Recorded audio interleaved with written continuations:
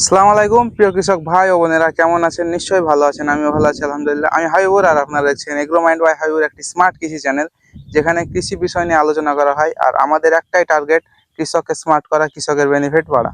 তো কৃষক বন্ধুরা, এমনই এক জমি চলে এসেছি আজকে। আপনারা হয়তো দেখতে পাচ্ছেন, এটি হচ্ছে একটি ভুট্টার জমি।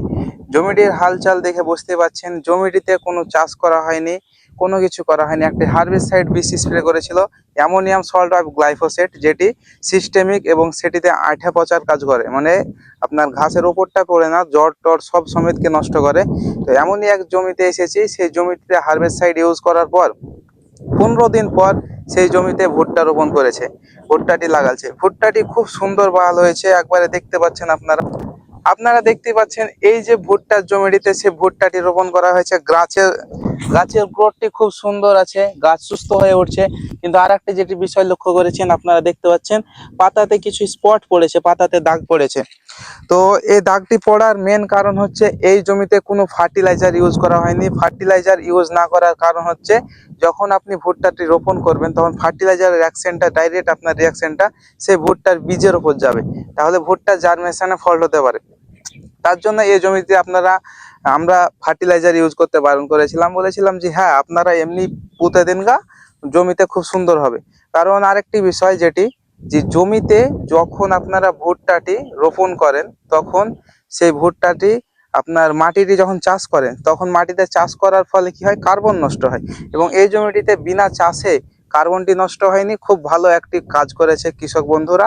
তো এখন এই জমিটির জন্য আমরা কিছু স্প্রে করার জন্য কিছু ইনসেকটিসাইড, কিছু ফাঙ্গিসাইড বীজ দিয়েছি, সেই বীজটি স্প্রে করছে। আর দ্বিতীয়ত, আপনারাও যদি এভাবে যদি ভুট্টাটি রোপণ করেন খুব ভালো হবে। এই ভুট্টাটি রোপণ করার মেন উদ্দেশ্য হচ্ছে, ভুট্টা আপনার মানে লাগার যে টাইমটা, সেই টাইমটা দিনের দিন পেছোতে থাকছে। এবং টাইম যদি সঠিক টাইমে যদি না রোপণ করেন, পরবর্তীতে রোপণ করলে করা যায়, তবে কি হবে পরবর্তীতে, আপনার ফলনে হয়তো কিছু ত্রুটি হতে পারে। সেই ফলনের জন্যই আপনার অগ্রিম এই ভুট্টাটি চাষ করেছে।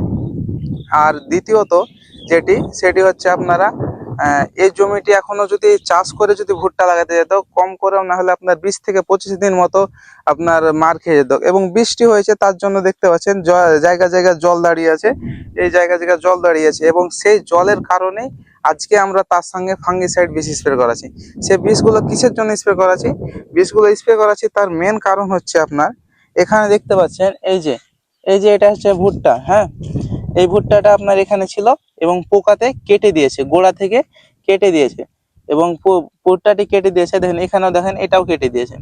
তাহলে পোকার উপদ্রব শুরু হয়ে গেছে ভুট্টার জমিতে। এবং এখানে দেখেন, দেখেন এটাও আপনার কেটে দিয়েছে। এবং কাটার পর এটা গোড়া থেকে কাটেনি, এটা পাতা থেকে কেটেছে, কিছুটা খেয়েছে। তার জন্যই এখানে আমরা ইনসেকটিসাইডটা স্প্রে করার জন্য সাজেস্ট করছি। তো সেই স্প্রেটা কি করছি, এবং আপনাদেরও জমিতে যখন জার্মিনেশন হবে, ভুট্টার হাইট কম করে এতটা হবে, তখনই আপনার জমিতে অবশ্যই ইনসেকটিসাইড একটা স্প্রে করা দরকার। তাহলে আপনার জমিটির ভুট্টাটিকে কাটবে না পোকাতে, এবং ভুট্টাটি সঠিকভাবে বেড়ে উঠতে পারবে। তো চলুন দেখি আমরা সেই ইনসেকটিসাইডটা কি ইউজ করছি। তো কৃষক বন্ধুরা, আমরা যে বীজটি সাজেস্ট করেছি কৃষক ভাইকে, সেটি করেছি আপনার ইমামেটিন বেনজোয়েট 5% এসজি ইনসেকটিসাইড। এটি ক্রপ কেমিক্যালে পাওয়া যাচ্ছে, ইগল ব্র্যান্ড, ইগল নামে। তো এই বীজটি আমরা সাজেস্ট করেছি কৃষক ভাইকে। এটি আপনার কাজ করে একমাত্র আপনার লেদা পোকা বা চুষে, মানে ছিদ্রকারী পোকা, কামড়ে খাওয়া পোকার ওপর। কারণ ইমামেটিন বেনজোয়েট একটি সিস্টেমিক বিষ না হওয়ার কারণেও আপনার যদি স্প্রে করেন, এটি একটা সিস্টেমিক বিষ না, তবুও সিস্টেমিকের মতো কাজ দেখায়। কারণ এটি কামড়ে খাওয়া, ফল ছিদ্রকারী পোকা এবং আপনার যেটি চিবিয়ে খাওয়া পোকা, এই তিনটি পোকার উপর কাজ করে। যেটা ফলের ভিতর ঢুকে থাকে সেই পোকাকেও কিন্তু ইমামেটিন বেনজোয়েট মেরে দেয়। দ্বিতীয়ত আমরা নিয়েছি আলফামেথিন। এটি একটি লেদা পোকার উপর খুবই কাজ করে। আলফামেথিন আর ইমামেটিন বেনজোয়েট যদি আপনারা একসঙ্গে মিশিয়ে স্প্রে করেন, একটি দুর্দান্ত রেজাল্ট পাবেন। এই দুটি হচ্ছে আপনার পোকা, মানে আপনার যেটি ভুট্টাতে যে কেটে দিচ্ছে বা ভুট্টার পাতাকে খেয়ে নিচ্ছে, এই পোকা দুটির ওপর এই দুটি মিশ্রণ মারেন, আপনার জমিতে খুব সুন্দর একটি রেজাল্ট পাবেন। দ্বিতীয়ত আমরা মারছি কি, মানে ঘন ঘন দুবার বৃষ্টি হলো, আর এটা তো অনেকটা নিচু জমি, জল বাঁধিয়ে যায়। তার জন্য ভুট্টার গাছে কোনো রকম ফাঙ্গাসে অ্যাটাক যেন না করে, কোনো পচন যেন না সৃষ্টি করে, তার জন্যই আমরা এখানে নিয়েছি সালফার 80%। এটি স্প্রে ফর্মে, এটি কন্ট্যাক্ট ফাঙ্গিসাইড। এই বীজটি আপনারা স্প্রে করতে পারেন। এটি